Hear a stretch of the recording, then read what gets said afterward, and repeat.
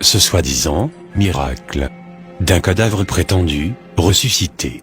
Après 3 jours de décès, une chose est sûre. Après avoir visionné cette vidéo, et après avoir exposé les 15 détails incroyables qui trahissent cette supercherie religieuse, vous découvrez la fraude cachée derrière ce faux miracle, monté de toutes pièces, avec des faux acteurs, dont les talents restent à désirer. Première remarque. Pourquoi le leader religieux semble faire semblant de ne pas connaître ou reconnaître l'acteur du jour, se jouant les cadavres, en posant même des questions à son sujet. Jesus! What is his name? Jesus! Ashakabusa. Elliot. Hello, Elliot. Elliot. Elliot. Alors que l'acteur ici, se jouant les morts, ressemble étrangement à un membre du staff ministériel, qui était même son caméraman personnel, durant des séances de délivrance similaires, et cela quelques années précédentes. Coïncidence ou réalité, le discernement de chacun le situera. Deuxième remarque. Pourquoi parle-t-on de résurrection, tandis que nous voyons très bien l'acteur jouant le rôle du cadavre, en train de respirer, à grosses gorgées, avec de fortes pulsions de la poitrine, en prenant même le soin de remuer sa langue au passage. Troisième remarque. Pourquoi continue-t-on de parler de résurrection, tandis que le leader religieux lui-même confesse publiquement que son cadavre du jour respire déjà, et cela avant même de lui administrer la fameuse prière de résurrection. Can you see he's breathing? Hey! Ou bien, devrions-nous nous en tenir en la version officielle de la modératrice du culte de ce jour, qui indiqua qu'une famille qui était en provenance de la morgue, avec un cadavre de 3 jours, en direction du pays d'origine du défunt, qui est le Zimbabwe, et dont le cortège funéraire fit escale dans l'enceinte du lieu de culte de ce ministère, nommé Alléluia Ministry. Et que toujours selon ses dires, dès que le corbillard franchit le seuil du portail du ministère, les membres de sa famille constata, d'après eux, que les doigts du cadavre se mirent à bouger.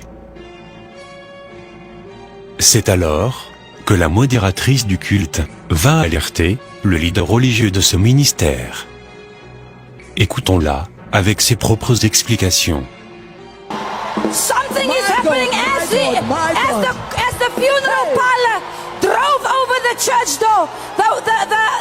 The next door neighbor that came with him said, "It seems like the fingers of this dead corpse is beginning to move."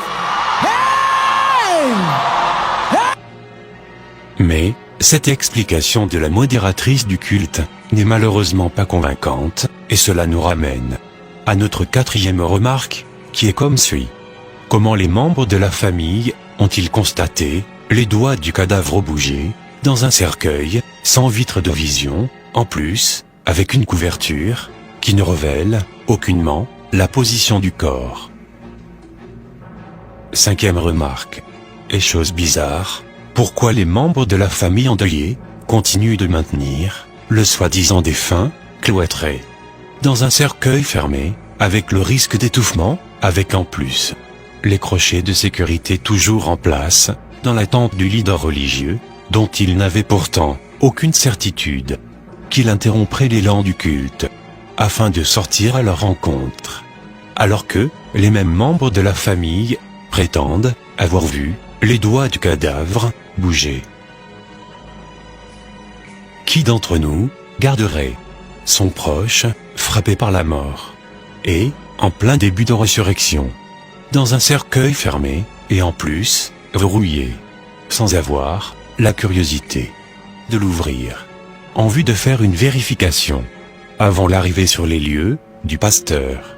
Surtout après le soi-disant mouvement des doigts. Aussi, pourquoi continue-t-on de parler de résurrection avec un mort, dont les doigts bougent à volonté avant même la prière de délivrance? Sixième remarque. Pourquoi les images issues du filmage de cette caméra-ci, et qui est d'ailleurs la seule à faire un gros plan sur le visage du soi-disant cadavre, avant la sortie du corps du corbillard, ne sont pas inclus dans la production finale de la vidéo de témoignage, alors que nous voyons tous bien que cette vidéo est le fruit d'un montage finalisé. Et, en lieu et place, l'on ne sert que des images filmées à distance. Aussi, une autre remarque, tout filmage qui se rapproche du visage du cadavre, en ce moment précis, est automatiquement crispé avec des signaux de brouillage, et cela, par qui? Aucun indice, alors que cet extrait vidéo a été récupéré sur le site officiel de ce ministère, Alléluia Ministry. Septième remarque de taille. Selon la famille du soi-disant cadavre, le corbillard était en train de transférer le corps de l'Afrique du Sud, ou soit de Johannesburg à Zimbabwe, qui est, au moins, à 10 heures de route. Alors, quelle morgue sérieuse ne va pas prendre le soin de préparer un cadavre de 3 jours à un si long voyage à risque? Et cela, avec un embobement en bonne et due forme. Lorsque nous recevons les corps, après avoir signé les fiches de IFT, nous recevons les fiches. Maintenant, nous avons l'obligation de faire le traitement, soit l'embaumement. Avec des bouts de coton dans les narines du cadavre, afin d'empêcher l'air d'infecter le cadavre, en s'introduisant par ses narines. Ou même, pourquoi aussi la morgue n'a-t-elle pas fermé la bouche de ce soi-disant cadavre, par force, avec des moyens médicaux, pourtant connus de tous les services funèbres, et cela, afin d'éviter que l'air contamine le cadavre par la bouche, et occasionne ainsi un gonflement du corps, qui accélérait sa putréfaction. Et beaucoup plus important, pourquoi ces mesures préventives n'ont-elles pas été respectées, afin d'éviter de contaminer les autres occupants du corbillard, pourtant vivants, avec des bactéries qui s'échappent des narines sans protection et de la bouche laissée ouverte du cadavre? Alors pourquoi cet acteur ici sort du cercueil, la bouche ouverte, et les narines sans protection, avec des bouts de coton? La réponse est toute simple, puisque cet acteur, pas du tout impressionnant, n'a jamais été mort, alors, le faire causerait son étouffement, ce qui serait un meurtre. Comédie religieuse de ce leader religieux et ses faux acteurs, qui a même été imité par de nombreux internautes à travers le monde entier, en guise de moquerie.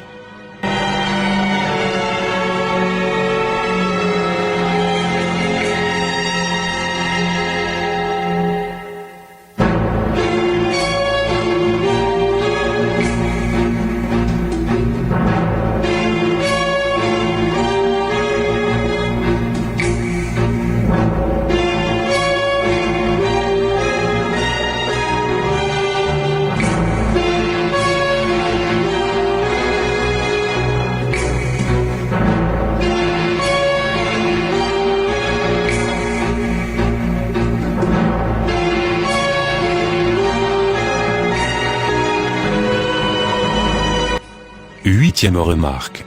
Des détails que ces metteurs en scène ont oublié de camoufler durant leur scénario sont les contacts téléphoniques du service funèbre. Kings and Queens Funeral Services.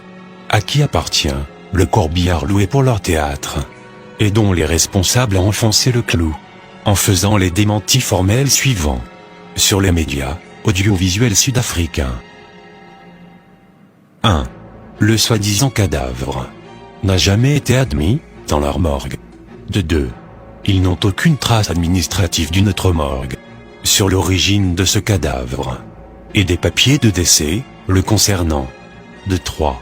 Le corbillard de leur service funèbre a été loué par la famille pour soi-disant transporter leur mort. Écoutons-les, s'il vous plaît.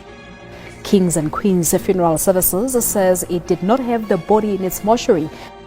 The car was hired, and they're explaining the body died on Friday and the owner resurrected on Sunday. It will be fine if we have the family with us, also the pastor to explain how did this happen, where did they take the body from, because as kings and queens we didn't have the body in our mortuary. 9e remarque. Quel service funèbre, digne de ce nom. Met un mort dans un cercueil, sans des linges de protection, en bas du corps, afin d'éviter que le fluide, issu du corps, en putréfaction, salisse et contamine l'environnement, en coulant, du cadavre. 10e remarque. Comment se fait-il que ce cadavre particulier a été habillé, sans que l'on ne déchire ses vêtements, qui sont demeurés intacts, alors qu'en principe, un cadavre de 3 jours, venant de la morgue, sans oublier l'administration du formol, n'est pas souple et facile à habiller, sans au préalable déchirer ses vêtements. Plus étonnant encore est que, même étant dans le cercueil, tous les boutons de sa chemise ne sont pas mis comme d'accoutumé, comme si l'on avait prémédité lui faciliter sa respiration. 11e remarque. Quel cadavre de 3 jours pourrait avoir une peau aussi régénérée, plus que même certains vivants, et en plus, une coiffure aussi fraîche, malgré l'arrêt cardiaque et malgré l'arrêt de la circulation du sang. 12e remarque. Regardons bien la position des mains du leader religieux à la hanche du cadavre, en pleine respiration, comme pour aider le ressuscité à se lever du cercueil de façon spectaculaire, comme lors des séances d'exercices musculaires d'abdos. 13e remarque. Quelle personne sensée laisserait un bien-aimé qui vient de ressusciter manger dans ses habits de cadavre, sans même lui retirer au moins ses gants de mort? Les membres de cette assemblée ont pris le soin de mettre le cercueil vide, à l'écart, bien à côté des fauteuils roulants, bizarrement presque tous similaires, récoltés en cette seule journée de culte, et devant lesquels le leader religieux se positionne fièrement, afin de montrer sa recette de la journée. Mais, les mêmes membres de cette assemblée n'ont pas eu l'esprit de débarrasser le ressuscité de ses déguisements funèbres, jusqu'aux gants funèbres, alors que ce dernier est pourtant en train de manger, afin d'éviter des risques d'infection bactérienne. Même dans le cas de la résurrection de notre bien-aimé, Lazare, comme décrit en Jean, chapitre 11, verset 44, notre Seigneur Jésus-Christ a demandé que l'on délie Lazare, fraîchement ressuscité, de ses habits funèbres, avant toute chose. 14e remarque.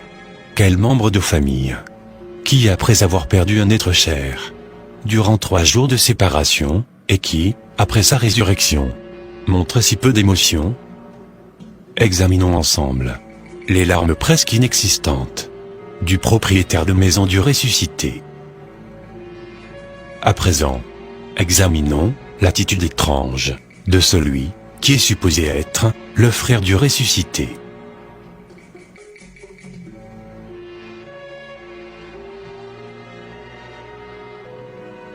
Et plus choquant, constatons ensemble la réaction fade de cette femme, qui est supposée être l'épouse du ressuscité, et cela, malgré 3 jours de séparation d'avec son mari, à cause de la mort. La soi-disant épouse semble être distante du ressuscité. 15e remarque. Le soi-disant ressuscité semble ne pas reconnaître les humains qu'ils regardent désormais, étrangement, comme des extraterrestres. Il semble ne plus reconnaître sa propre femme et ne lui donne aucune attention. Mais cependant, le ressuscité se rappelle, subitement, de son nom. What is your name?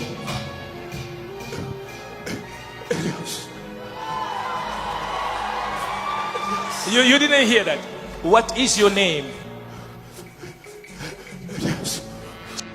Et encore plus fascinant, le ressuscité n'a pas perdu sa mémoire sur les plats appétissants de cette terre des hommes humains, qu'il semble pourtant ne plus reconnaître.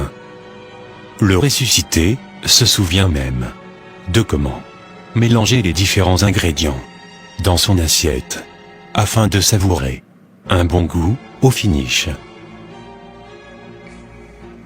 Pour conclure cette vidéo, sachons que notre Seigneur Jésus-Christ continue de faire des miracles. Mais cela ne nous empêche pas de discerner l'esprit derrière tout miracle, afin de vérifier si ces derniers viennent véritablement de l'Éternel, notre Père Céleste, ou à l'opposé, des profondeurs du royaume des ténèbres. Car selon 1 Jean, chapitre 4, verset 1, la Bible nous donne ce conseil solennel, en ces termes, et je cite, « Bien-aimés, n'ajoutez pas foi à tout esprit, mais éprouvez les esprits, pour savoir s'ils sont de Dieu. Car plusieurs faux prophètes sont venus dans le monde. » C'était ton serviteur, et le serviteur de notre Seigneur et Sauveur, Jésus-Christ de Nazareth, Yedidia, Marius, Israël.